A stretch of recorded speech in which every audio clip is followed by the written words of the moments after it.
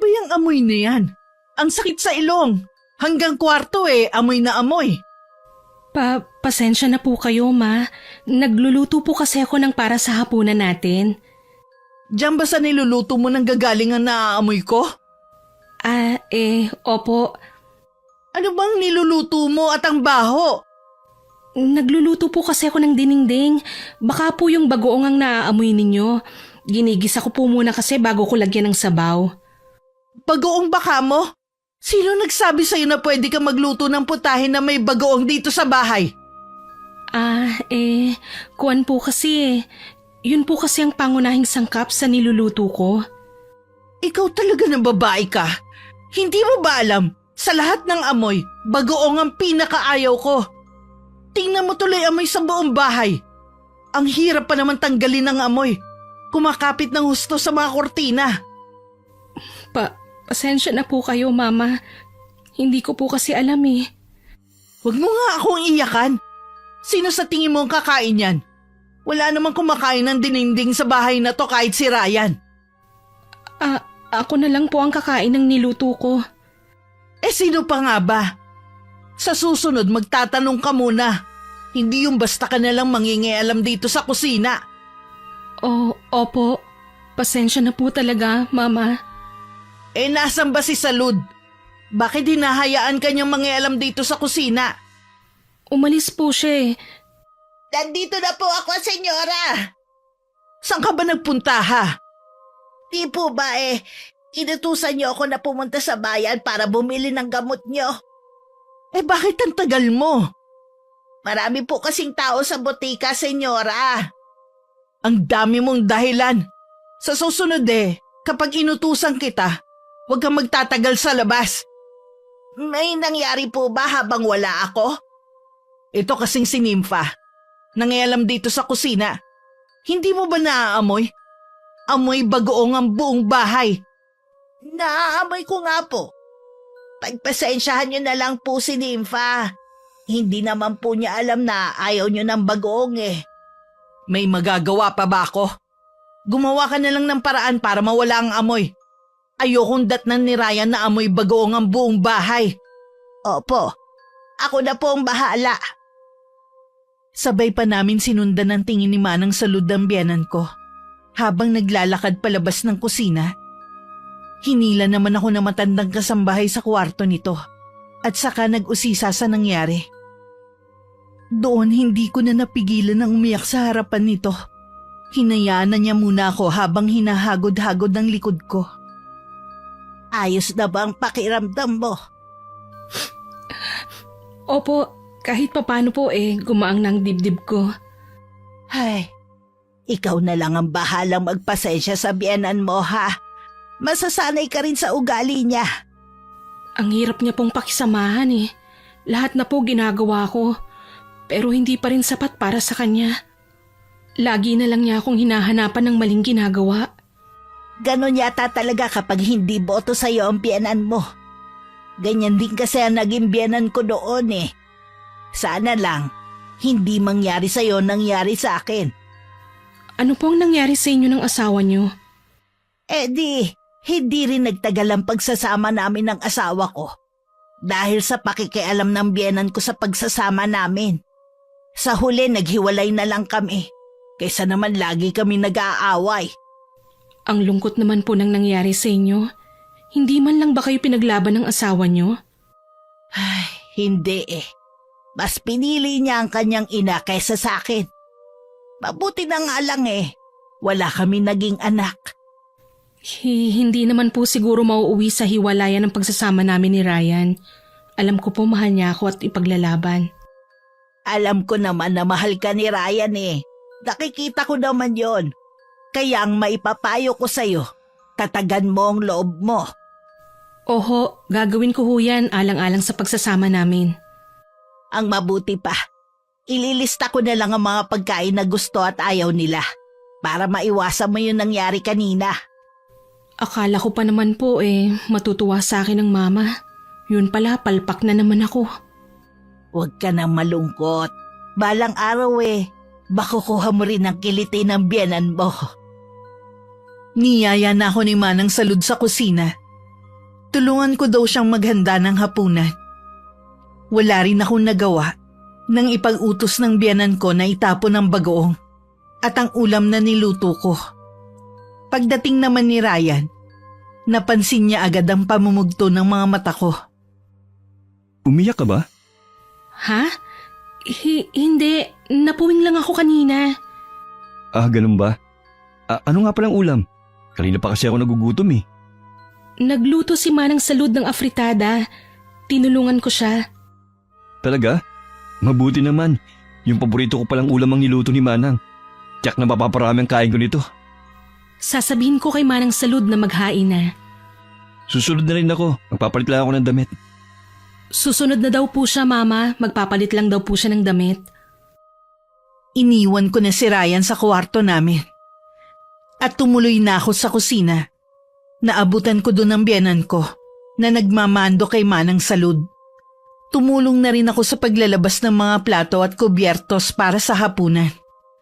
Ramdam ko naman ang pagsunod sa akin ng tingin ng biyanan ko. Tuwing nasa paligid lang siya, hindi ko maiwasan na mailang at kabahan. Pakiwari ko kasi, dinumero ang bawat kilos ko sa bahay na yun.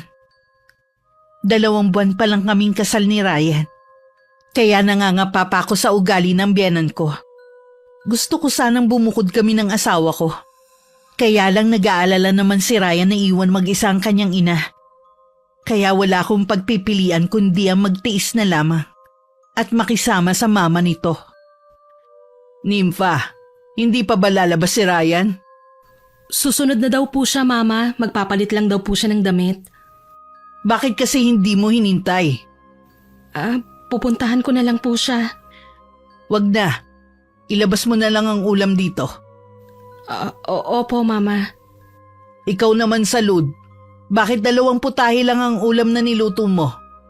Di ba sabi ko sa'yo, tuwing dito kakain si Ryan, gusto ko lahat ng paborito niyang ulam ang iluto mo. Paborito naman po niya ang niluto kong afritada. Yun lang ang ipapaulam mo sa kanya? Tsaka po yung ginisang gulay. Alam mo naman na hindi mahilig sa gulay si Ryan eh. Ikaw talaga? Ang tagal-tagal mo na dito sa bahay, hindi mo pa rin alam ang gusto ng anak ko? Kasi po, senyora, mahilig po sa gulay si Nympha. Kaya po nagluto rin ng gulay. Bakit kailangan mo intindihin ng gusto ni Nympha? Bakit? Siya ba ang gumagastos dito sa bahay? Kasi po iyan ang... Ay, nandyan na pala si Ryan. Mukhang mainit na naman ang ulo niyo, Ma. Paano itong si Salud? Simple na nga lang ang gagawin hindi pa magawa.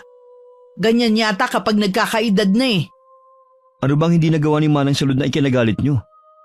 Isang putahe lang ang nailutong ulam at nagisa daw ng gulay dahil yun ang gusto ng asawa mo. Sinabihan ko po talaga na magluto lagi si Manang Salud ng gulay at mahilig si Nympha sa mga ganong ulam. Di sana, dinagdagan niya ang niluto niyang putahe ng ulam. Malit na bagay lang naman yan para pagtulunan pa. Mabuti pa kumain na tayo. Pinaupo na ako ni Ryan at saka siya umupo sa tabi ko. Napansin ko rin na matalim na tingin sa akin ng biyanan ko habang nilalagyan ng asawa ko ng kanin at ulam ang plato ko. Kahit gutom ako, parang hindi ko malunok ang kinakain ko dahil sa matatalim na sulyap na ibinabato sa akin ng biyanan ko. Tuwing susulyapan siya ni Ryan, nakangiti naman ito. Sa marami ding pagkakataon, lagi niyang inaagaw ang atensyon ni Ryan sa akin. Gusto niya siya lang ang kinakausap nito. Nang matapos ang hapunan, tinulungan ko muna si Manang Salud na magligpit ng pinagkainan namin. Hindi mo na dapat ako tinutulungan. Kaya ko naman ito Hindi po kasi ako sanay na hindi tumutulong sa gawaing bahay Tsaka masaya po ako sa ginagawa ko. Napakaswerte talaga ni Ryan sa'yo. Bukod kasi sa maganda ka, mabait pa, maaasahan ka pa sa gawaing bahay.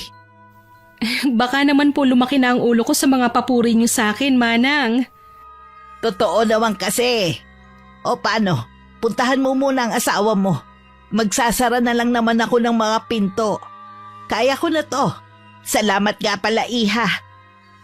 Sige po, Manang Salud. Bukas na lang po ulit.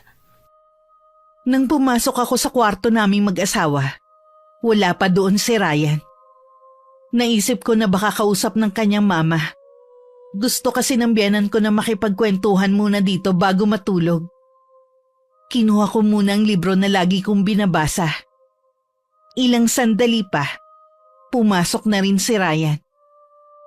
Pasensya ka na. Kinausap pa kasi ako ni mama eh. Okay lang. Ano nga palang napag-usapan niyo ng mama mo? Ang dami na pala niyang nararamdaman sa katawan. Baka dahil nagkakaedad na rin. Gusto nga niyang samahan ko siya sa linggo para magpatingin sa doktor. Eh di ba may ibang lakad tayo? May pupuntahan tayo na binyag. Mag-aanak ako sa kaibigan ko. Nakalimutan mo na ba? Sinabi ko nga yun kay mama na may ibang lakad tayo. Kaya lang biglang sumikip ang dibdib. Baka bilang nagdamdam. Oo sige, samahan mo na lang ang mama mo. Baka kung mapano pa siya kung hindi mo dadalhin sa doktor. Ako na lang ang a-attend ng binyag. Talaga bang okay lang na hindi kita masamahan? Oo naman. Mahalaga naman na madala mo ang mama mo sa doktor para malaman na rin natin ang sakit niya. Parati na lang kasing sumisikip ang dibdib niya eh. Salamat ha. Napakabait at napakamaunawain mo talaga. Kinabukasan, maaga akong gumising para sana ipagluto ng almusal ang asawa ko. Pero nadatnan ko na sa kusina ang biyanan ko. Nagawa na niya ang mga dapat kong gagawing pag-aasikaso sa asawa ko sa umagang yun. Tinulungan ko na lang si Manang Salud sa ibang gawain. Ilang sandali lang, lumabas na rin si Ryan na nakaligo at nakabihis na. Umupo na siya at nataranta naman na kumuha ng kape ang biyanan ko. Nympha, sabay mo na ako sa almusal. Sige. Bakit si Nympha lang ang niyayaya mong kumain? Sumabay na rin po kayo ma. Gusto mo bang lagyan ko ng gatas ang kape mo? Ano ba, Nympha? Hindi umiinom ng kape na may gatas si Ryan. Kasi po noon nagustuhan naman po niya. Mas marunong ka pa sa akin. Akong kasama niya mula maliit pa siya. Kapag sinabi kong hindi niya gusto na may gatas ang kape niya, hindi niya gusto. Ma, okay lang po na may gatas ang kape ko. Natikman ko po kasi na masarap pala kapag may gatas ang kape. Ay, o sige. Ako na ang maglalagay. Baka masobrahan naman ang lagay ang asawa mo. Sumakit pa ang tiyan mo. Gusto mo pa ng ulam? Okay na ako dito, salamat. Kumain ka na. Hindi masyadong kumakain sa umaga si Ryan dahil sumasakit ang tiyan. Kaya wag mong alukin kumain ng marami. Oh, eto na ang kape mo anak. Ewan ko sa'yo. Dati naman gusto mo purong kape lang. Pwede naman po magbago na kasanayan eh. Hanggang sa inihatid ko sa labas ng bahay si Ryan. Kasama pa rin namin ang biyanan ko.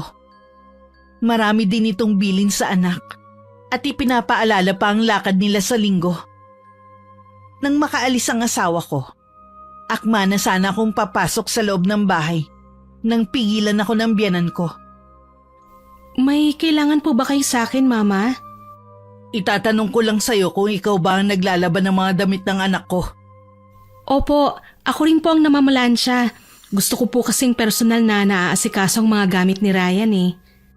Ay, kaya naman pala naninilaw ang suot ng anak ko. Tapos napansin ko pa, hindi maganda ang pagkakaplansya. May lukot pa rin sa bandang kwelyo.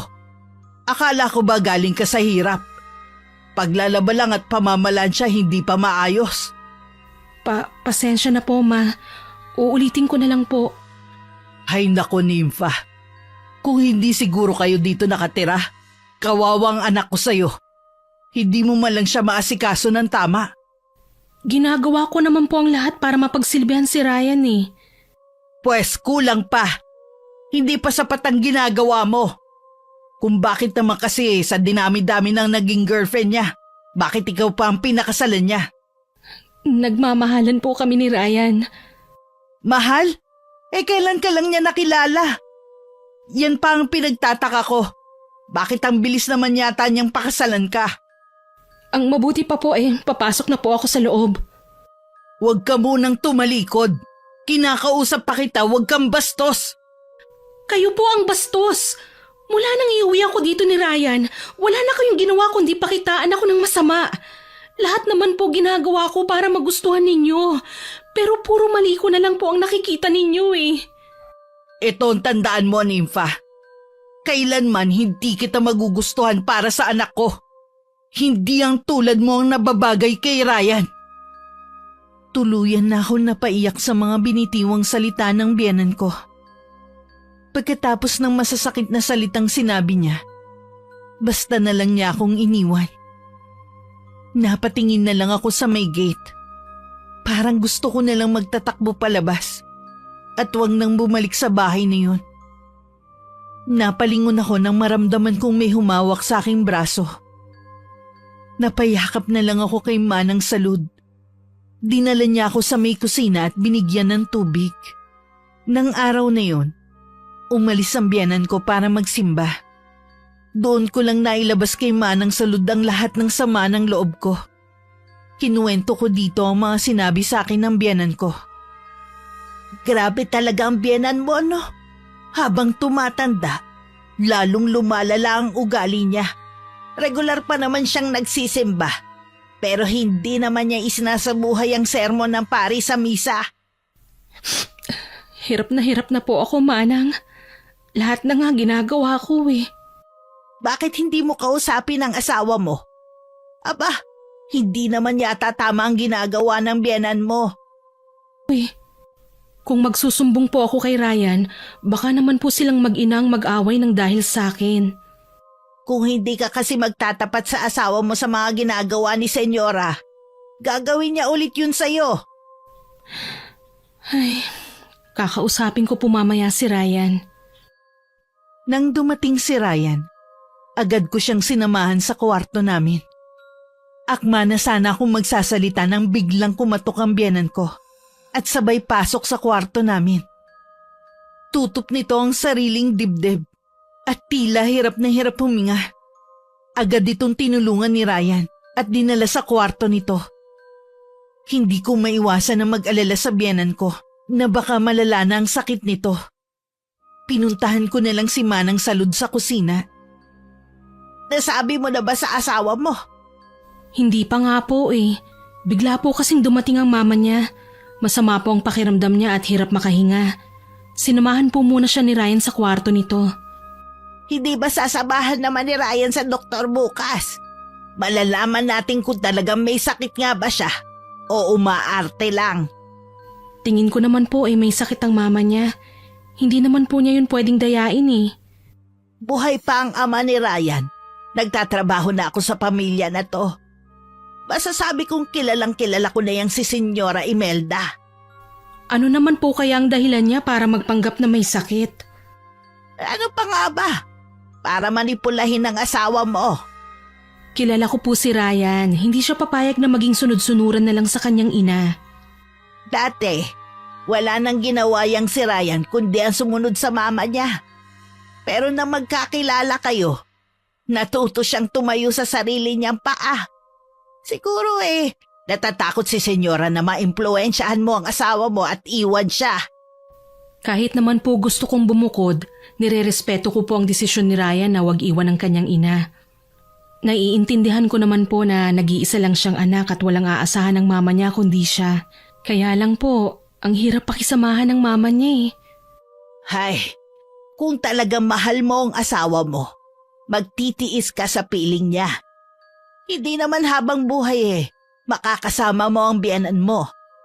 Pero sinasabi ko na sa'yo, hindi magiging madali ang lahat. Nung hapunan hindi sumabay sa amin ang biyenan ko. Hinatiran na lang siya ng pagkain ng asawa ko. Natagalan rin siya sa loob dahil kinailangan pa niyang subuan ng mama niya. Dahil ayaw kumain mag-isa. Hinintay ko pa rin siya para sabay na kaming kumain. Nang lumabas siya, halos hindi nabawasan ang dala nitong pagkain. Kumusta ang mama mo? Ayos naman na. Natutulog na siya ngayon. Buti napilit kong kumain kahit konti. Ano kaya ang sakit ng mama? Madalas daw manikip ang dibdib niya. May sakit ba sa puso ang mama mo? Ngayon lang naman siya dumaing ng paninikip ng dibdib. Kaya gusto ko na rin siyang dalhin sa doktor para malaman na natin ang totoong sakit niya. May awa ang Diyos. Gagaling din ang mama mo. Ipanalangin na lang natin na sana hindi ganun kalubha ang sakit niya. Sana nga. Hindi ko kakayanin kapag pati ang mama mawala din ng maaga kagaya ni Papa. Hinabukasan, araw ng linggo. Maagang umalis ang asawa ko at ang mama niya para pumunta ng doktor. Luluwas pa kasi sila ng Maynila dahil dun gustong magpatingin ng biyanan ko. Ako naman, 9:00 pa ang alis para sa dadaluhan kong binyag. Nasa kabilang barangay lang naman ang okasyon, kaya hindi ko kailangan magbadali. Nang makagayak na, nagpaalam na ako kay Manang Salud na aalis na. Sa simbahan na ako tumuloy kung saan gaganapin ang binyag. 5 pares ng ninong at ninang ang kinuha ng kaibigan ko. Pawang mga malalapit na kaibigan lamang. Naging magkaklase kami nito mula elementarya hanggang high school. Nagkahiwalay lang kami ng landas. Nang iba ng kurso ang kuhanin namin pagdating sa kolehiyo. Alam din nito ang kwento ng buhay ko. At ganun din ako sa kanya. Nang matapos ang seremonyas ng binyag, tumuloy na kami sa bahay ng napangasawa niya. Hindi ko inaasahan na parang piyesta pala ang handaan na madaratnan ko. Maraming lamesa na nilagyan ng sapin na tela. Sa mahabang lamesa ay naroon ang napakaraming handa. Nabanggit sa akin ng kaibigan ko na malaki daw ang pamilya ng asawa nito. Kaya hindi maaaring hindi maghahanda. Sa buong maghapon na naroon ako, kahit papano nakalimutan ko ang suliranin ko sa bahay. Bago umalis, nagpadala pa ng ulam ang kaibigan ko sa akin. Tuwang-tuwa naman si Manang Salud dahil hindi na daw niya kailangan magluto ng ulam para sa hapunan. Ang bait naman ng kaibigan mong yon. Ayoko nga po sanang tanggapin dahil nahihiya ako Kaya lang po siya itong mapilit Kapag mga ganyan, huwag ka nang mahihiya. Yung iba nga kahit hindi pa binibigyan, sila na kusang nagbabalot ng mga dadalhin nila. Naku po, ayoko naman ng ganun. Mas nakakahiya po yun. Kaya nga kaya swerte mo sa kaibigan mong yon. Dumating na po ba si Ryan? Hindi pa nga Ang mabuti pa, magpahinga ka na muna sa kwarto nyo. Tatawagin na lang kita kapag dumating na sila. Sinunod ko nga ang sabi ni Manang Salud. Nang nasa kwarto na ako, noon ko naramdaman ng pagod. Kaya naman humiga muna ako para sana umidlip. Hindi ko akalain na mapapahaba ang tulog ko. Namalayan ko na lang na may humahaplos sa pisngi ko. Kaya ako naalimpungatan. Ang nakangiting si Ryan ang nabungaran ko. Kanina pa ba kayo dumating? May kalahating oras pa lang naman. Oh, kumusta pagpunta mo sa binyag ng inaanak mo? Masaya naman. Sayang nga hindi ka nakasama Kumusta pala ang pagpapatingin ng mama mo sa doktor? Ayos naman. Wala namang nakitang sakit sa kanya Pinayuhan lang siya ng doktor na magpahinga. Baka dahil sa may edad na nga rin. Tsaka, baka daw sa pagod kaya nakakaramdam siya ng paninikip ng dibdib. Mabuti naman wala palang sakit ang mama mo. Nag-aalala rin ako sa kanya Mabuti pa lumabas na tayo para maghapunan. Sabi ko kasi kay Manang Salud maghain na para maaga makapagpahinga ang mama. Magkahawa kamay pa kaming lumabas ng kwarto namin. Hanggang sa kusina. Naabutan na namin na nakaupo na ang biyanan ko at naghihintay sa amin. Bigla ring nag-iba ang kanyang timpla nang mapasulyap sa amin. Nahuli ko pa ang pag-ismid niya na binaliwala ko na lang. Inalalayan pa ako ng asawa ko na maupo at saka siya naupo sa tabi ko. Ang tagal niyo namang lumabas. Kanina pa ako nagugutom Pasensya na po, ma. Sige na po, kumain na tayo. Mukhang masarap ang mga niluto mo, Salud Ngayon lang kita nakitang nagluto ng ganitong ulam. Ako, pasensya na, senyora. Hindi ko po niluto yan. Hindi ko nga po alam ang tawag sa mga ulam na yan Sinong nagluto nito? Ay, dala po ni Nympha galing sa handaan. Ano? Galing sa handaan ng mga to? Opo, senyora. Mabait nga po yung kaibigan niya at naisipan pang magpadala. Nympha, talaga bang wala ka nang gagawing tama dito sa pamamahay ko, ha? Ano pong ibig niyong sabihin, Mama? Nagtatanong ka pa talaga? Bakit ka nagdala ng mga pagkain na hindi naman natin alam kung malinis ba ang pagkakaluto? Gusto mo bang magkasakit kami ng anak ko, ha? Hindi naman po yun ang intensyon ko, Mama. Tsaka nakakahiya naman po kung hindi ko tatanggapin eh. Eh di sana kayo na lang ni Manang Salud ang kumain nito. Hindi yung ihahain mo pa sa amin.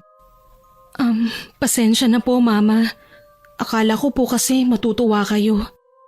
Tama na po, Ma. Baka mapano kayo. Kasasabi lang ng doktor niya na bawal kayo magalit, di ba? Paano ba naman kasi? Ang asawa mo wala nang ginawang tama. Hindi naman po niya sinasadya. Anong hindi sinasadya? Ayaw lang talaga niya gamitin ang sintido kumun niya. Ma, nakikiusap po ako. Tama na po. Huwag niyo na pong pagsalita ng kung ano-anong asawa ko. Yan kasi ang napapala mo sa biglang pag-aasawa. Ilang buwan pa lang kayo magkakilala ng babaeng yan, pinakasalan mo na agad nang hindi pinapaalam sa akin. Ni paborito mo nga yatang kulay, hindi ka bisado ng babaeng yan eh. Ma, tama na po. Nakikiusap ako sa inyo. Salud, maglabas ka na lang ng delata dyan. Yun na lang ang uulamin namin. Sa mga narinig ko, hindi ko na napigilan ang pagtulo ng luha ko. Agad ko naman yung pinahid. Pero parang sasabog naman ng dibdib ko sa sama ng loob ng mga oras na yun. Kung hindi nga lang ako magmumukhang bastos, aalis na lang sana ako sa harap ng hapagkainan. Hindi rin sapat ang pagtatanggol sa akin ng asawa ko. Kaya parang sumama din ang loob ko sa kanya. Hanggang matapos ang hapunan, wala akong imik. Hinatid lang ni Ryan ng kanyang mama sa kwarto. Ako naman naiwan sa kusina. Hindi ko na naman napigilan muli ang pagbalong ng luha ko sa mga mata. Awang-awa naman sa akin si Manang Salud. Hindi rin ako agad pumasok ng kwarto namin. Lumabas muna ako ng bahay para makasagap ng hangin. Kahit naramdaman ko ang papalapit na yabag, ay hindi man lang ako lumingon. Nandito ko lang pala. Kanina pa kita hinahanap. Tara na pumasok sa loob. Malamig na dito. Mauna ka nang matulog. Hindi pa naman ako inaantok eh. Pagpasensya mo na ang mama kanina. Nabigla lang siya kasi nga hindi maganda ang pakiramdam niya eh. Kahit naman maayos ang pakiramdam niya, ganun pa rin ang trato niya sa akin eh. Lalo na kapag wala ka dito sa bahay. Pinagsabihan ko na siya kanina. Bakit hindi na lang kasi tayo bumukod? Nympha, ngayon mo ba talaga sasabihin yan? Alam mong kailangan ako ni mama. Hirap na kasi ako eh. May 2 buwan pa lang naman tayo dito eh. Sana naman, habaan mo pa ang pasensya mo sa mama. Magkakasundo rin kayo balang araw. Ganun lang talaga siya pero mabait naman talaga si mama eh. Hindi mo na nga ako nagawang ipagtanggol kanina eh. Hinahayaan mo na lang akong pagsalitaan niya ng masasakit na salita. Sinabihan ko nga siya nung kami na lang.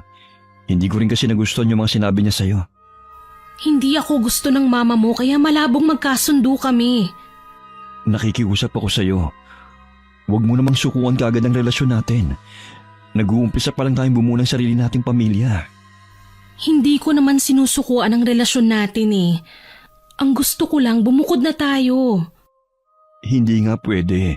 Dahil sa kalagayan ng mama. Di ba wala naman kamo siyang sakit? Wala nga, kaya lang matanda ng mama. Gusto niya na nasa tabi niya ako. Gusto niya na nasa tabi ka niya habang iniinsulto niya ako. Pinapangako ko sa'yo, hindi na yun mauulit. Umiwas na lang ako ng tingin kay Ryan. Ayoko kasing mabasa niya ang namumuong pagkapuot sa mga mata ko. Hindi rin ako kumbinsido sa mga sinabi niya. Wala rin akong imik nang yayain na niya akong pumasok. Hanggang mahiga, hindi na ako nagsalita pa. Kinabukasan hindi ako bumangon. Hinayaan ko lang siyang mag-isang nag-asikaso ng sarili niya sa pagpasok sa trabaho. Mabigat pa rin kasi ang pakiramdam ko dahil sa nangyari ng nagdaang gabi. O nasaan ang asawa mo? Bakit hindi ka niya inaasikaso? Alam niya maaga ang pasok mo tuwing Lunes Masama po ang pakiramdam niya kaya hinayaan ko muna siyang matulog. Kabago-bago niyo palang nagsasama Ipinapakita na niya ang katamaran niya. Nakikiusap po ako sa inyo. Huwag niyo na sanang pagsalitaan ng masama ang asawa ko. Ayoko mag-away kami ng dahil sa inyo. Ako pa talagang sinasabihan mo. Ang asawa mo ang may problema. Ginagawa naman po ni Nympha ang lahat para mapaluguran kayo. Sana po ibigyan niyo naman siya ng pagkakataon na mapalapit sa inyo. Kahit kailan hindi ko magugustuhan ng babaeng yan. Hindi niyo na nga ako binigyan ng respeto Nang bigla na lang kayo magpakasal na hindi man lang nagsasabi sa akin. Tapos ngayon gusto mo maging malapit ako sa babaeng yan? Kung hindi niyo po tatanggapin si Nympha sa bahay na ito, mapipilitan po ako na bumukod ng bahay. Ano? Iiwan mo ako ng dahil sa babaeng yan? Ako na nagluwal sa'yo sa mundong ito at naghirap sa pagpapalaki sa'yo? Maintindihin niyo naman po ako. Mahal ko po kayo. Pero may obligasyon din ako sa asawa ko. Nasasaktan din po ako kapag pinagsasalitaan niyo siya ng masakit. Iniisip mo ang obligasyon mo sa kanya? Paano naman ang obligasyon mo sa akin? Ako ang mama mo. Hindi ko naman po yung nakakalimutan Pero sana alang-alang sa akin. Mahalin niyo rin po ang asawa ko. Ayaw niyo po ba nun? Dalawa kami mag-aalaga sa inyo kapag matanda na kayo. Umalis ang asawa ko ng araw na yun na hindi naging maayos ang pag-uusap nila ng mama niya. Ayaw din kasi magpatalo ng aking biyanan. Kaya kahit kape pa lang ang inalmusal ni Ryan, minabuti niyang umalis na lang. Ang biyanan ko naman ay bumalik sa kwarto at nagkulong na lamang. Sinadya ko rin na tanghali nang lumabas ng kwarto. Inayos ko na lang ang mga gamit naming mag-asawa para hindi ako mainip. Hindi ko inaasahan na nasa sala ang biyanan ko nang lumabas ako ng kwarto namin. Matalim niya akong tinitigan. Napayuko na lamang ako at akma na sanang pupunta sa kusina nang bigla siyang nagsalita. Mukhang napasarap yata ang tulog mo at ngayon ka lang lumabas ng kwarto niyo. Pasensya na po, Mama. Masama po kasi ang pakiramdam ko kaya tanghali na ako lumabas. Nang dahil sa'yo nagkakagulo kami ng anak ko. Hindi ko po alam ang sinasabi niyo. Huwag ka na magmaang-maangan pa. Kung ano-ano sigurong sinasabi mo sa anak ko. Wala po akong sinasabi kay Ryan. Sinungaling. Dahil sa'yo, nag-iisip ang anak ko na bumukod na lang kayo. Sa tingin ko po wala namang masama kung bubukod po kami. Ganun naman po talagang mag-asawa. Kailangan nakabukod na ng bahay. Alam mo namang wala akong kasama dito sa bahay. Tapos susulsulan mo pang iwan ako. Nandyan naman po si Manang Salud. Hindi niya po kayo pababayaan. Si Ryan ang kailangan ko, hindi si Salud. Sana naman po maintindihan ninyo ang anak ninyo. Huwag naman po sana kayong maging hadlang sa kaligayahan niya. Ikaw ang sumisira sa samahan naming mag-ina. Hindi kita mapapatawad sa ginawa mong to. Hindi ako makakapayag na ilayo mo sa akin ang kaisa-isa kong anak. Nagtatatakbo papasok sa kwarto ang biyanan ko, habang nakasunod lang ako ng tingin dito. Lalo tuloy na dagdagan ang inis ko sa kanya, dahil umaasta siya na parang bata. Tumuloy na lang ako sa kusina. Naabutan ko si Manang Salud na naghihiwa ng mga rikado sa lulutuin niyang ulam sa pananghalian. Sa pagkakatingin niya sa akin, alam kong narinig niya ang sagutan namin ng biyanan ko. Hindi ko naman po gustong sagutin ng mama ng ganun. Wala namang masama sa mga sinabi mo Mabuti nga magalang mo pa siyang sinagot. Ay, hindi ko na nga po alam ang gagawin ko. Tama nga sigurong bumukod muna kayong mag-asawa. Baka kapag nawala kayo dito mapagtanto ni Senyora ang mga mali niyang ginagawa sa'yo. Kaya lang po ayaw iwan ni Ryan ng mama niya. Dapat ngayon pa lang Magdesisyon na si Ryan sa dapat niyang gawin. Naaawa din naman ako sa kanya dahil naiipit siya sa sitwasyon. Pero tama lang na ikaw ang paboran niya. Hindi na rin kasi makatao ang ginagawa ng senyora sa'yo. Salamat po, Manang Salud. Naiintindihan ninyo ako. Kung wala po siguro kayo dito, baka sumuko na ako. Parang mga anak na ang turing ko sa inyo ni Ryan. Nahihirapan din ako sa sitwasyon niyo. Pasensya na kayo ha. Wala din akong magawa eh. Kasambahay lang naman ako dito. Yun pong nandyan kayo kapag kailangan ko ng kausap, malaking bagay na po yun sa akin. Dinalhan na lang ni Manang Salud ng pagkain nung tanghali ang biyanan ko. Kami na lang dalawa ang nagsalo. Pagdating naman ni Ryan, kibuin dili ko siya. Hindi pa rin kasi nawawala ang pagtatampo ko sa kanya. Kahit may dala pa siyang pasalubong, hindi nun napawi ang bigat sa dibdib ko. Humahangos naman na lumapit sa amin si Manang Salud. Aniya hindi na naman makahinga ang biyanan ko. Natataranta namang pinuntahan ng asawa ko ang mama niya. Kasunod kami ni Manang Salud. Nadatnan naming walang malay ang biyanan ko. Agad siyang binuhat ni Ryan at dinala sa ospital. Gusto ko sanang sumama, pero pinili ko na lang magpaiwan. Ano po bang nangyari kanina? Nakahiga lang naman siya kanina. Tapos tinanong kung dumating na si Ryan. Nang sabihin ko nakausap mo, tumayo siya pero bigla na lang nanikip ang dibdib niya. Kaya lumabas ako para tawagin kayo. Sana naman po ayos lang ang mama. Bakit nga pala hindi ka sumama sa ospital? Ako kasi nerbiyosa sa ganyan kaya hindi talaga ako pwedeng sumama. Gusto ko nga po sana kaya lang po naisip ko baka lalong lumala ang lagay ng mama kung makikita niya ako.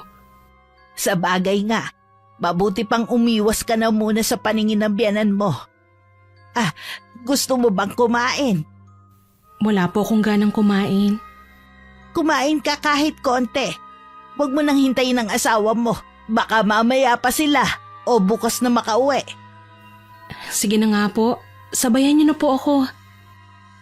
Sinabi ko kay Manang Salud na mauna nang matulog at ako na lang ang maghihintay sa pagdating ng asawa at biyanan ko. Sa kakahintay, hindi ko na namalayang makakatulog ako sa upuan. Naalimpungatan lang ako nang marinig ko ang tunog ng sasakyan. Agad akong tumayo at sumilip sa may bintana. Nang matiyak na sila na nga ang dumating, agad ko nang binuksan ang pinto para makapasok sila. Hinatid muna ni Ryan ang mama nito sa kwarto para makapagpahinga na. Tsaka siya muling lumabas. Bakit ikaw nagbukas ng pinto? Nasaan si Manang Salud? Pinagpahinga ko na siya. Sabi ko ako na lang ang maghihintay sa inyo. Kumusta ang lagay ng mama? Ayos naman. Niresetahan lang siya ng gamot. Hindi pa rin ba matukoy ang sakit niya? Sabi ng doktor baka daw naiisip lang ni mama na may sakit siya. Baka kailangan niyang magpatingin sa espesyalista para malaman talaga natin ang tunay niyang sakit. Naiisip ko nga rin yan Mabuti nang maagapan kung sakaling may sakit talaga siya. Lagi niya kasing dinadaing ang paninikip ng dibdib niya Pasensya ka na pala kung hindi na ako sumama kanina ha. Baka kasi… Okay lang. Naiintindihan naman kita Mabuti pang matulog na tayo. Hindi ka na ba kakain ng hapunan? Itutulog ko na lang ang hapunan. Inaantok na rin kasi ako Kinabukasan maaga kong bumangon para makabawi sa asawa ko. Pinaghanda ko siya ng masarap na almusal. Kitang-kita naman sa mukha niya ang saya. Bago umalis para pumasok sa trabaho, nagbilin muna ang asawa ko kay Manang Salud tungkol sa gamot na kailangan ipainom sa mama nito. Nang makaalis ang asawa ko, tinulungan ko muna sa gawaing bahay si Manang Salud. Nang lumabas na ng kwarto nito ang biyanan ko, tsaka naman ako pumasok sa kwarto naming mag-asawa. Nagbasa na lang ako ng libro na lagi kong binabasa. Sa kalagitnaan ng pagbabasa ko, nagulat na lang ako nang biglang bumukas ang pinto ng kwarto. Galit na pumasok ang biyanan ko. Bigla naman ako napabangon mula sa pagkakahiga ko. Talaga bang puro pasarap na lang sa buhay ang alam mo, ha? Mama, Huwag mo kong tawagin mama dahil hindi kita anak. ano na naman po bang ginawa kong mali? Alam mo maraming gagawin dito sa bahay. Nagkukulong ka lang dito sa kwarto na para bang ikaw ang may-ari. Wag na po kayong magalit. Baka mamaya niyan mapano pa po kayo. Paanong hindi ako magagalit ay pinasasakit mo ang ulo ko? Kapag may nangyari sa akin, ikaw lang ang dapat sisihin ni Ryan. Nang lumabas ang biyenan ko, tsaka ko lang pinakawalan ng mga luha ko. Kinalma ko muna ang sarili ko at saka lumabas ng kwarto. Sa labas na lang ako naglinis para hindi ko makita ang biyenan ko. Bago mananghalian, tsaka lang ako pumasok. Naabutan kong nagluluto si Manang Salud. Tinanong ko siya kung saan pa ang kailangan linisin. Magpahinga ka na, iha. Pagod ka na eh. Ako na lang ang bahala sa ibang gawain dito. Trabaho ko naman yan. Hindi po, Manang. Tutulungan ko na po kayo sa lahat ng mga gawain nyo dito sa bahay para wala na pong masabi ang mama. Lagi mo naman akong tinutulungan eh. Tsaka, wag mo na lang pansinin ng senyora. Hindi ko po pwedeng baliwalain ang galit niya. Baka po kung anong mangyari sa kanya, tiyak na ako ang sisisihin ni Ryan. Mula nga ng araw na yon, lahat ng mga gawain sa bahay ay inako ko ng lahat. Kahit sinasaway na ako ni Manang Salud, ay hindi pa rin ako nagpapaawat. Kahit ang pamamalengke ay ako na rin ang gumagawa. Sa kabila ng lahat ng ginagawa ko, puro mali pa rin ang nakikita ng biyanan ko. Akala ko ba probinsyana ka na? Bakit hindi ka pa rin marunong pumili ng sariwang gulay at prutas? Ito bang ipapakain mo sa amin ng anak ko, ha? Mga sariwa naman po yan. Doon po ako sa suki ni Manang Salud bumibili. Sinasabi mo bang hindi ako marunong tumingin ng sariwang gulay, ha? Unang tingin ko pa lang eh. Alam kong luma na ang mga to. Ay, aayusin ko na lang po sa mga susunod na pamimili. Dapat lang. Hindi nagtatrabaho ang anak ko para lang masayang ang pera niya. Dahil ang asawa niya hindi marunong mamalengke. Pasensya na po. Nang tumalikod ang biyanan ko, hindi ko maiwasan sundan siya ng matalim na tingin. Pilit ko na lang ikinalma ang sarili ko. Para kasing malapit na akong sumabog dahil sa ginagawa ng biyanan ko. Ilang beses din akong pinayuhan ni Manang Salud na magsumbong na kay Ryan. Pero mas pinili kong manahimik na lamang. Handa akong magtiis alang-alang sa pagsasama namin. Umaasa din ako na balang araw, magbabago din ang pakikitungo ng biyanan ko sa akin. Pagkatapos ng paglilinis mo dyan sa banyo, magdamo ka rin sa likod nitong bahay. Ang tataas na kasi ng mga damo. Baka mamaya pamahayan ng mga ahas. Pwede po bang bukas na lang po ng umaga ko yung gawin? Mainit na po kasi sa labas. Ngayon mo na gawin. At may iba pa akong ipagagawa sa'yo bukas. Sige po. Oo nga pala. Wag na wag makakarating sa anak ko ang nangyayari dito sa bahay, ha? Dahil kung hindi, malilintikan ka sa akin. Oho. Sa sobrang pagod ko ng araw na yun, halos hindi na ako makakain. Kahit kasi maliit na bagay, sa akin pa inuutos ng biyanan ko. Napansin tuloy ni Ryan ang biglang pagbagsak ng katawan ko nang magkasarilinan kami sa kwarto. May sakit ka ba? Bigla ka kasing nangayayat eh. Wala naman. Marami lang kasing gawain dito sa bahay eh. Minsan wala na akong ganang kumain. Okay lang naman kung gagawa ka rito sa bahay. Pero ayoko magpapakapagod ka ng husto. Nandiyan naman si Manang Salud eh. Mabuti na rin yung gumagawa ako dito sa bahay para walang masabi ang mama mo. Siya bang may gusto na magtrabaho ko rito sa bahay? Hindi. Ang ibig ko lang sabihin para mapalapit ako sa kanya. Makikita niya na maaasahan naman ako sa bahay. Makinig ka. Ayokong gagawa ka rito sa bahay ng labag sa loob mo. Hindi kita dinala rito sa bahay para maging kasambahay namin. Ano ka ba? Masaya naman ako sa ginagawa ko eh. Alam mo naman na hindi ako sanay na walang ginagawa. Wala akong kamalay-malay na balak palang kausapin ni Ryan ng mama niya. Sinabihan niya ito na kung maaari, ay huwag akong gawing utusan sa bahay na yun.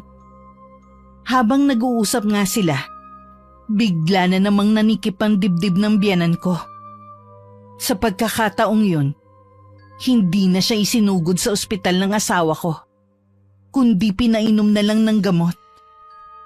Iwan mo na lang ako dito.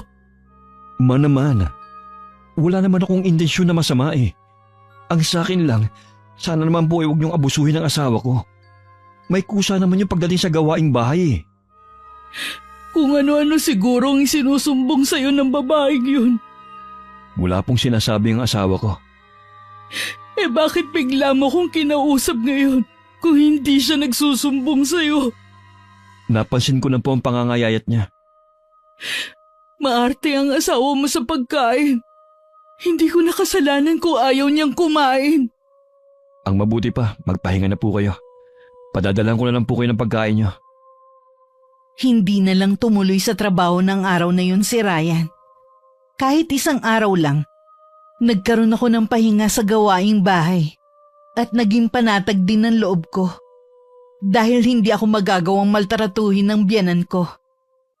Nung hapunan, sumabay na sa amin ang biyanan ko sa pagkain. Gaya ng dati, lahat na lang pinupuna at pinapakaialaman niya. Nympha, lagyan mo ng tubig ang baso ng asawa mo. Kita mo na nga wala ng laman eh. Ano, hihintayin mo munang mabilaukan ng asawa mo bago mo lagyan? Oo po, pasensya na po hindi ko napansin. Matagal na kayong nagsasama pero hindi mo pa rin alam kung paano asikasuhin ng asawa mo. Ma, kaya ko naman pong kumuha ng sarili kong tubig. Trabaho ng asawa mong pagsilbihan ka kahit sa maliit na bagay. Dapat alam niya yon. Pinasok niya ang pag-aasawa eh. Matututunan din naman po ni Nympha ang mga bagay na yan sa katagalan. Mabuti na ngayon pa lang matutunan na niya. Hindi tuloy ako makakain ng maayos sa hapunan. Wala kasing tigil sa pagsasalita ang biyanan ko. Narindi na lang ako. Kaya naman humingi na lang ako ng paumanhin. Napapasok na lang ng kwarto namin at biglang sumama ang pakiramdam ko. Narinig ko pang sinabi ng biyanan ko. Tignan mo nga ang pag-uugali ng asawa mo. Yan ba ang babaeng gusto mo makasama habang buhay? Ayaw nang napagsasabihan? Kakausapin ko na lang po siya mamaya. Dapat lang. Sa lahat ng ayaw ko, yung binabastos ako sa pamamahay ko. Para akong nagising na sa katotohanan na kahit habang buhay ako magpakaalila at sumunod sa biyanan ko, hindi niya pa rin ako magagawang tanggapin. Hindi dahil sa mga binanggit niya, kundi dahil galing ako sa mahirap na pamilya. Yun ang katotohanang pilit sumasaksak sa isipan ko. Nang mga oras na yun, nakabuo na ako ng desisyon. Kinuha ko sa taas ng kabinet ang di kalakihang maleta ko. Basta ko nilang pinagtatatanggal sa hangir ang mga damit ko. Saka inilagay sa maleta. Sa ganung ayos ako napasukan ni Ryan. Anong ginagawa mo? Ano sa tingin mo? Ako nang humihingi ng pasensya sa ginawa ng mama kanina. Puro ka na lang pasensya. Pero paulit-ulit namang ginagawa ng mama mo ang asal niya. Nagising na ako sa katotohanan na kahit kailan, hindi ako matatanggap ng mama mo. Dahil isa lamang akong hamak na mahirap na probinsyana. Yun ang inaayawan ng mama mo sa akin. Pag-usapan natin ang problema. Hindi yung mag-aaral sa balutan ka na lang. Ito naman talagang matagal nang gustong mangyari ng mama mo eh. Gusto niyang maghiwalay na tayo. Kakausapin ko si mama. Ilang beses mo nang ginawa yan. Wala rin namang nangyayari. Magiging maayos lang ang lahat kung bubukod tayo. Alam mong hindi ko magagawa na iwan ng mama. Matanda na siya at... Eh di kayo na lang ang magsama. Basta ako, aalis na ako dito sa bahay na to. Teka lang naman. Mag-uusap muna tayo. Hanggat hinahayaan mong makialam sa atin ang mama mo, Hindi magiging maayos ang pagsasama natin. Nakikiusap ako. Huwag mo akong iwan. Hindi ko kaya mawala ka sa akin. Hirap na rin kasi akong pakisamahan ng mama mo. Lahat ginagawa ko naman para lang magustuhan niya. Alam ko naman yun eh. Huwag ka muna magpadalos-dalos sa desisyon. Gagawa ko ng paraan. Kahit ano pang sabihin ni Ryan, buo na talaga ang pasya ko. Napagtanto ko kasi na sa isang relasyon, hindi sapat ang nagmamahalan lang para maging maayos ang isang pagsasama. Ang pinakamahirap pa sa aming relasyon ay ang pakikialam ng kanyang mama. Hindi maiiwasan dahil nasa iisang bubong kaming lahat. Nang gabing yun, hindi ako makatulog. Laman ng isip ko ang mga nangyari sa akin ng ilang buwan mula nang tumira ako sa bahay na yun. Sa kabilang banda, umaasa pa rin ako na ang solusyon na naiisip ng asawa ko ay ang bumukod kami. Hindi naman lingid sa akin na kinausap ni Ryan ang kanyang ina. Ako naman, naghihintay lang sa kung ano ang desisyon ng asawa ko. Pero kung sakali mang hindi siya pumayag na bumukod kami, buo pa rin ang pasya ko na umalis na lamang. Anong sinasabi mo, Ryan? Aalis na kayo dito sa bahay? Opo, ma. Tutal naman po eh. Hindi po kayo magkasundo ng asawa ko. Pero Ryan, alam mo may sakit ako. Kailangan ko ng kasama dito sa bahay. Nandyan naman po si Manang Salud. Hindi niya po kayo pababayaan. At saka, lagi ko naman po kayong dadalawin dito. Dahil ba sa babaeng yun, hahayaan mong masira ang relasyon nating mag-ina? Kayo pong sumisira sa relasyon namin ng asawa ko. Hindi naman po ako bulag para hindi ko makita ang ginagawa niyo sa kanya. Kaya lang naman ganun ang trato ko sa asawa mo. Dahil nakikita kong hindi kanya inaalagaan gaya ng ginagawa ko sa'yo noon. Ma, lahat na po ginagawa ni Nimpa. Puro mali kasi ang nakikita niyo sa kanya eh. Alam ko, dahil sa pagiging probinsyano ng tao kaya niyo siya inaayawan. Nakikiusap ako sa'yo, Ryan. Huwag mo ko iwan. Wala na ang ama mo. Pati ba ikaw iiwan mo rin ako? Hindi ko naman po kayo iiwan eh. Kailangan ko lang pong ilayo sa inyo ang asawa ko. Talaga bang buo na ang pasya mo? Opo, nagpapahanap na po ako ng pwede naming upahan. Buong maghapong hindi lumabas ng kwarto ang biyenan ko. Dinadalhan lang siya ng pagkain ni Manang Salud, pero hindi nito ginagalaw. Sabi ng matandang kasambahay, nakahiga lamang ito at panay ang iyak. Nakikita ko sa asawa ko ang awa, pero hindi niya ito pinuntahan. Nabanggit din sa akin ng asawa ko na nakausap na niya ang ina. Sinabi na raw niya ang balak naming pag-alis sa bahay na yun. Yun ang naiisip kong dahilan kung bakit nagre-rebelde ang biyenan ko. Baka magbago na naman ang isip mo. Hindi na magbabagong isip ko. Kahit ano pang gawin ni Mama, hindi na niya ako mapipigilan pa. Paano kung atakihin na naman siya? Sa tingin ko wala namang sakit ang Mama eh. Baka dahilan na lang niya yung para mapasunod ako. Yan din ang nasa isip ko. Ayoko lang sabihin sa'yo. Baka kasi masamain mo eh. Mahal ko si Mama. Pero hindi naman ako bulag sa mga kamalian niya. Sana maniwala ka na hindi ko intensyon na magkasira kayong mag-ina. Sadya lang, hindi ako matiisin na tao. Naiintindihan naman kita. Ilang araw nang masigla ang pakiramdam ko. Siguro dahil ilang araw na lang kami sa bahay na yon. Hindi ko na rin masyadong dinidibdib ang mga ginagawa sa akin ng biyenan ko. Umiiwas na lang ako sa kanya para wala nang gulo sa pagitan namin. Kapag nasa labas siya ng kwarto niya, madalas na nagkukulong na lang ako sa kwarto namin. Minsan nasa kusina ako at tinutulungan ko si Manang Salud sa pagluluto. Ako na ang nagsalang ng karne ng baka na lulutuin naming bulalo. Nagtatawanan pa kami ni Manang Salud nang biglang dumating ang biyenan ko. Mukhang masaya yata kayong dalawa. Bakit? Dahil aalis na kayo ng anak ko dito sa bahay? Nagtatawanan po kami ni Nympha kasi. Huwag kang sumabat. Hindi ikaw ang kinakausap ko. Wala naman po kaming ginagawa ni Manang Salud. Siya wala. Pero ikaw ang laki ng perwisyong ginawa mo sa amin ng anak ko. Alam mo ba yun? Dahil sa'yo, iiwan na ako ni Ryan. Kayo naman pong may kasalanan kung bakit iiwan kayo ni Ryan eh. Dahil sa masama ang ugali nyo. Walang yakang babae ka. Ako pa talagang sinabihan mo masama ang ugali. Bago pa ako makaiwas, nahablot na ng biyenan ko ang mahaba kong buhok. Si Manang Salud naman ay pilit na inilalayo sa akin ng biyenan ko. Pero itinulak lang siya nito. Kahit anong pakiusap ko, ayaw akong tantanan ng biyenan ko.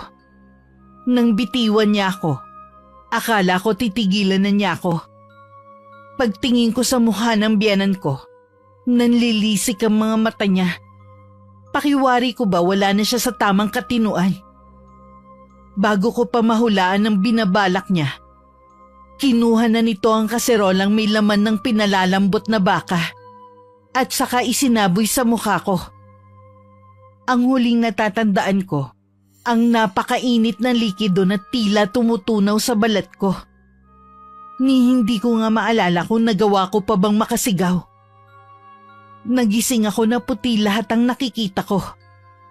Dama ko rin ng matinding kirot sa mukha at ilang bahagi ng katawan ko. Nang makita ko ang asawa ko na larawan ng pag-aalala, nun lang rumihistro ang nangyari sa akin. Naiyak na lang ako sa matinding traumang naranasan ko. Nasaan ako? Anong nangyari sa mukha ko? Bakit mahapdi? Huwag ka muna magsalita. Makakasama sa'yo yan. Sabihin mo ko anong nangyari sa mukha ko. Hindi ko pa alam. Nakabalot kasi ng benda. Ang mama mo ang may gawa nito. Oo. Sinabi nga sa akin ni Manang Salud ang nangyari. Magbabayad siya sa ginawa niya sa akin.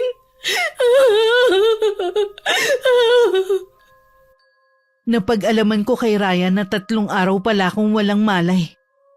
Kinailangan ko pang magtagal ng 2 linggo sa ospital. Habang naroon ako, wala akong tigil sa pag-iyak. Nang banggitin ko kay Ryan na gusto kong magsampa ng kaso sa mama niya, tsaka niya sinabing nagtangka umano itong magpakamatay sa pamamagitan ng pag-overdose ng gamot nito. Naagapan lang di umano ito ni Manang Salud. Nang lumabas ako sa ospital, dumiretso na kami sa bahay nila. Buong biyaheng wala akong imik. Hindi ko rin tinakpan ang mukha ko para makita ng biyenan ko ang ginawa niya sa akin. Si Manang Salud lang ang sumalubong sa amin nang dumating kami sa bahay. Sinamahan din niya ako sa kwarto naming mag-asawa. Mabuti naman at nakauwi ka na, Iha. Pasensya ka na kung hindi kita nadalaw sa ospital, ha? Hindi ko kasi maiwan ng senyora eh. Ayos lang, Manang. Anong masasabi niyo sa itsura ko ngayon? Ha? Ang totoo niyan, naiiyak ako sa sinapit mo. Patawarin mo ako, Nympha, ha? Wala man lang ako nagawa. Hindi ko kasi alam na gagawin yun sa'yo ng senyora. Wala po kayong kasalanan. Ang sinisisi ko ang biyenan ko. Hindi ako papayag na hindi siya magbayad. Hindi ko rin alam kay Ryan kung bakit dito ka pa niya inuwi pagkatapos na nangyari.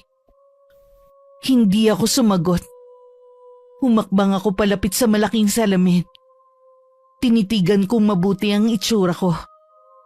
Halos kalahati ng mukha ko ay nalapnos, kasama ng leeg ko. Halos hindi ko na makilala ang sarili kong mukha. Nanginginig ang buong katawan ko sa matinding galit. Napahagulgol na lang ako pagkatapos. Lumapit naman sa akin si Manang Salud at niyakap ako. Hindi na rin napigilan ng matandang babae na mapaiyak sa awa sa akin. Nasa sala ako ng mga oras na yun nang lumapit sa akin ang biyenan ko. Bahagya pa akong napakislot nang marinig ang boses nito. Pasensya ka na, Nympha, kung nagulat kita, ha? Gusto ko lang humingi ng kapatawaran sa iyo. Hindi ko naman sinasadya ang nangyari. Basta na lang nagdilim ang paningin ko. Sa tingin niyo kaya maibabalik sa dati ang mukha ko sa paghingi niyo ng kapatawaran? Alam kong hindi. Pero sana balang araw mapatawad mo ko. Siguro natatakot kayong makulong kaya nagbabait-baitan kayo sa akin. Huwag kayong mag-alala. Alang-alang kay Ryan, hindi ko kayo ipakukulong. Hahayaan ko ang karma na lang ang maningil sa inyo. Salamat, Nympha. At hindi mo ko ipapakulong. Hindi ko kakayanin sa loob ng kulungan eh. Huwag na huwag kayong lalapit sa akin kahit kailan. Mula nga noon, napakadalang ko na lang makasalubong ang biyenan ko. Pero hindi pa rin humuhupa ang galit dito sa puso ko. Patuloy pa rin naman sa paghahanap ng bahay na pwede naming upahan ng asawa ko. Pero hindi na ako interesado sa bagay na yun. Sa ospital pa lang, may nabuo na akong plano kung paano makakaganti sa biyenan ko sa ginawa niya sa akin. Nang dumating ang araw na yun, tinaon ko na wala ang asawa ko at nasa palengke naman si Manang Salud. Ang biyenan ko naman ay umalis para magsimba. Dala ang mga mahalagang gamit. Umalis ako ng bahay. Baon ng galit sa dibdib ko. Kung saan-saan ako hinanap ni Ryan. Pero hindi na niya ako nakita pa. May balita ka na ba kung nasan si Nympha? Wala pa rin po. Lahat ng kaibigan niya pinuntahan ko na. Kahit sila, nagulat sa nalaman na nawawala si Nympha. Hindi kaya umuwi siya ng probinsya nila? Wala na pong kamag-anak na uuwian sa probinsya si Nympha. Kaya malabo pong umuwi siya ron. Nasaan na kaya ang batang yun? Baka magulo ang isip niya kaya bigla niyang naisip na umalis. Hindi po ako titigil hanggat hindi ko siya nahahanap. Baka isa sa dahilan kung bakit siya umalis dahil ayaw niya makasama ang mama mo. Bakit kasi dito mo siya inuwi? Baka kasi araw-araw niyang naaalalang ginawa sa kanya ni Senyora. Naghahanap naman po ako ng malilipatan namin eh. Hindi ko lang po kasi naasikaso ng nakaraan dahil nasa ospital kami. Tsaka hindi na rin naman niya inungkat yung tungkol dun eh. Akala ko okay na sa kanya na dito muna kami. Paano magiging okay sa kanya? Muntik na siyang mamatay dito at nasira pa ang mukha niya.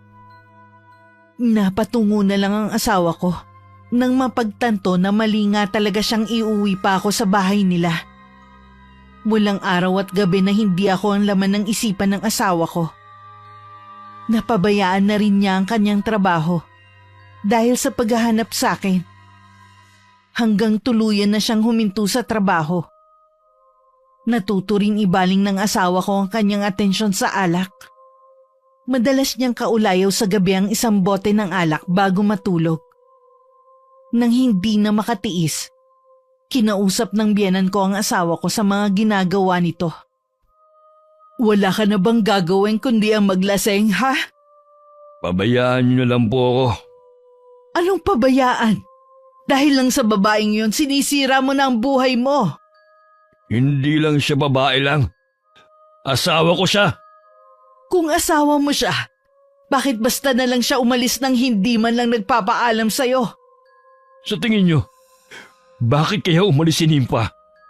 Aba, malay ko sa babaeng yun. Hindi ko naman hawak ang isip niya. Huwag na nga kayo magmaang-maangan pa. Umalis siya rito dahil sa inyo.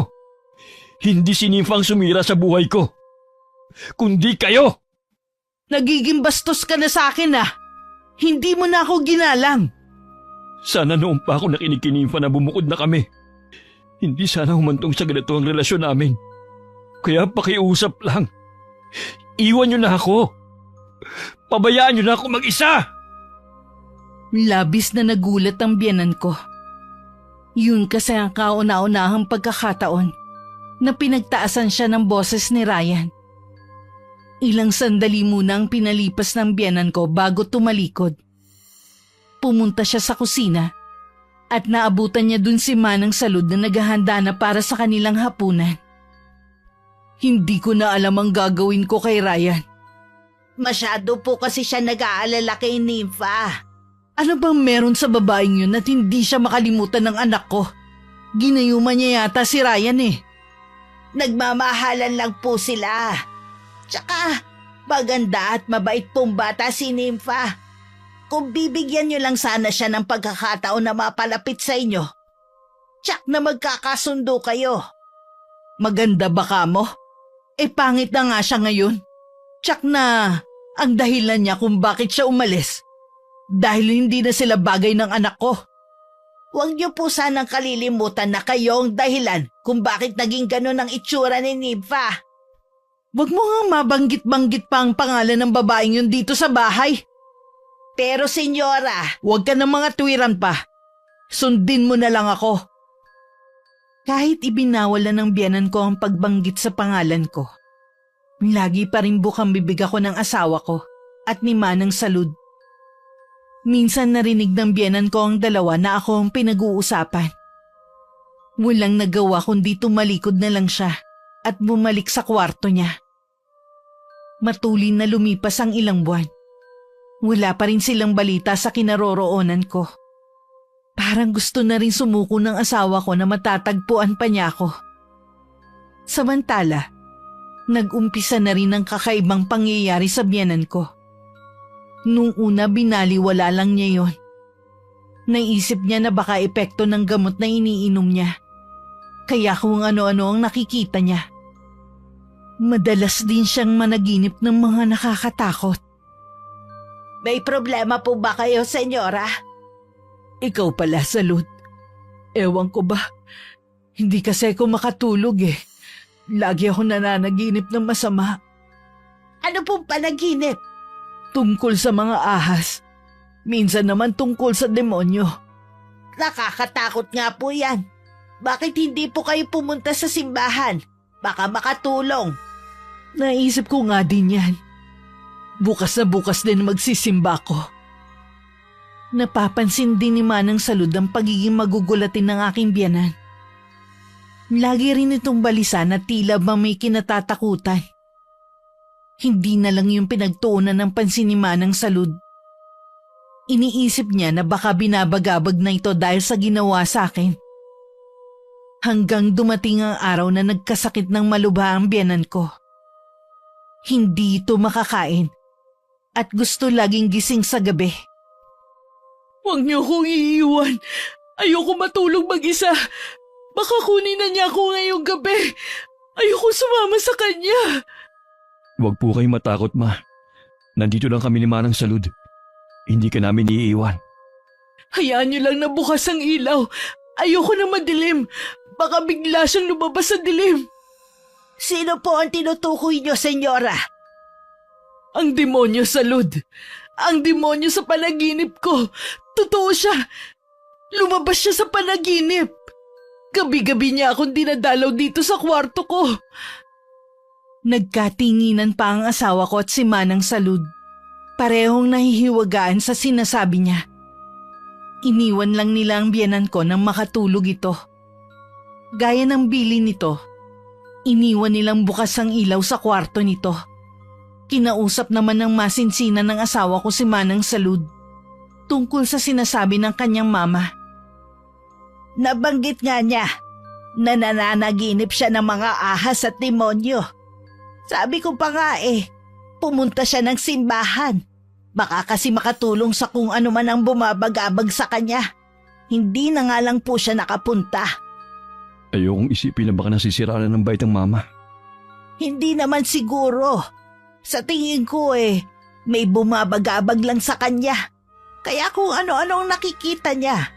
Minsan po kasi mahirap kalaban ng konsensya. Dahil kaya sa ginawa niya kay Nympha. Maaari din. Saksi ako sa mga kalupitan na dinanas ng asawa mo sa kanya. Ako ang laging umaalo sa kanya tuwing umiiyak siya. Hindi man lang niya nagawang magsumbong sa akin sa mga ginagawa sa kanya ni Mama. Iniisip ka kasi niya. Ayaw niya na magkagalit kayo ng mama mo nang dahil sa kanya. Nasaan na kaya si Nympha? Sana naman nasa maayos siyang kalagayan. Lagi siya kasama sa mga dasal ko na sana nasa mabuti siyang lagay. Walang kamalay-malay ang asawa ko at si Manang Salud. na ako ang nasa likod ng nangyayari sa biyenan ko. Nang umalis ako sa bahay nila, humingi ako ng tulong sa kaibigan ng tatay ko na isang mangkukulam. Mabuti na lamang, kabisado ko pa ang pagpunta sa baryo kung saan to nakatira. Nakilala ko siya nung bata pa ako. Madalas kasi akong isama ng aking ama para dalawin ito. Isa sa pinagkakakitaan nito noon ang pangungulam. Nung una ayaw nitong pumayag sa gusto ko. Matagal na di umano itong tumigil. Mula nang sunod-sunod na mamatay ang asawa at mga anak nito. Sa paniniwala nito, parusa yun sa kanya dahil sa ginawa niya. Nang malaman nito ang kaapihan na sinapit ko sa kamay ng aking biyenan, doon ko lang siya napapayag dahil sa awa sa akin. At alang-alang na rin sa pagkakaibigan nila ng aking ama nung nabubuhay pa to.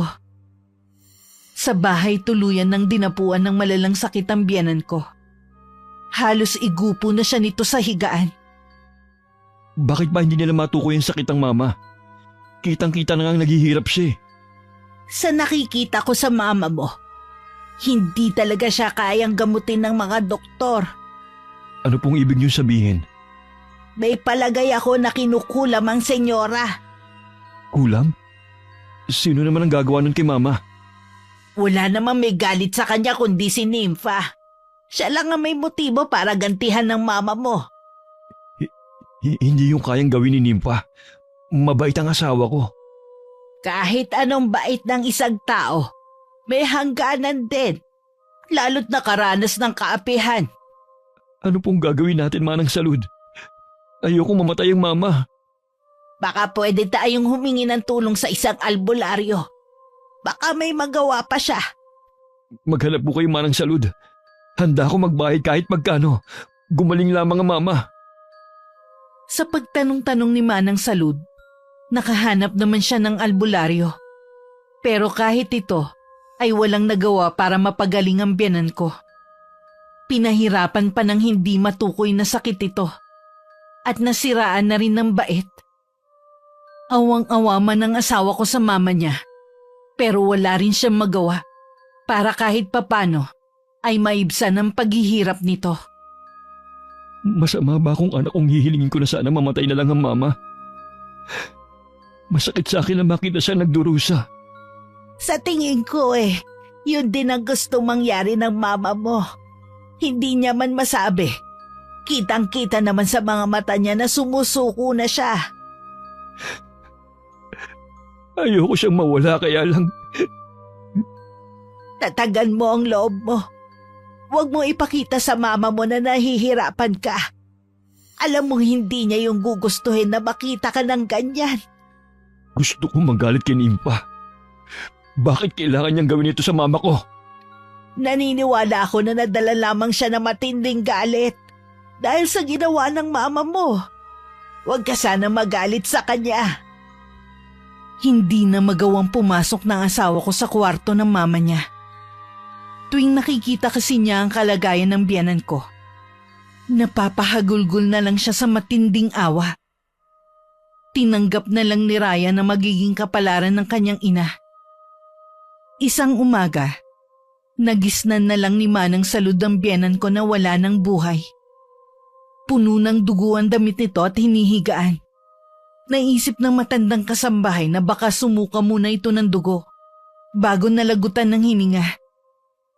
Napaiyak man, pero nagpapasalamat na rin siya na natapos na rin ang paghihirap ng amo.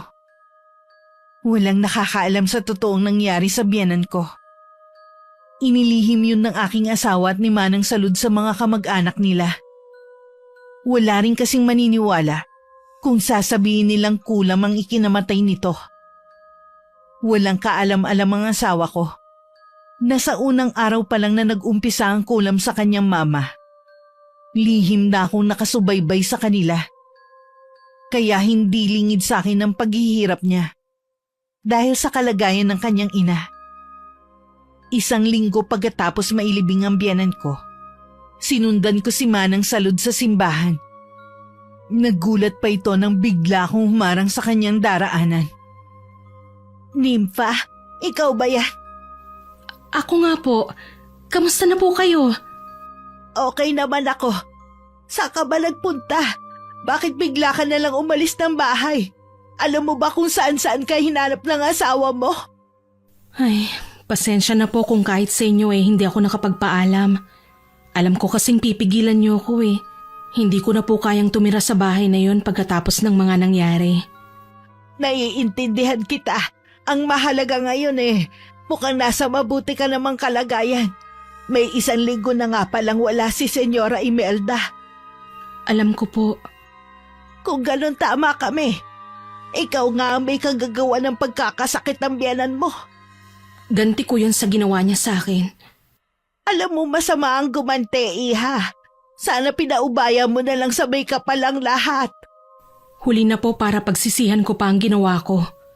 Alam ko po na habang buhay na akong kamumuhian ni Ryan dahil sa ginawa ko sa mama niya.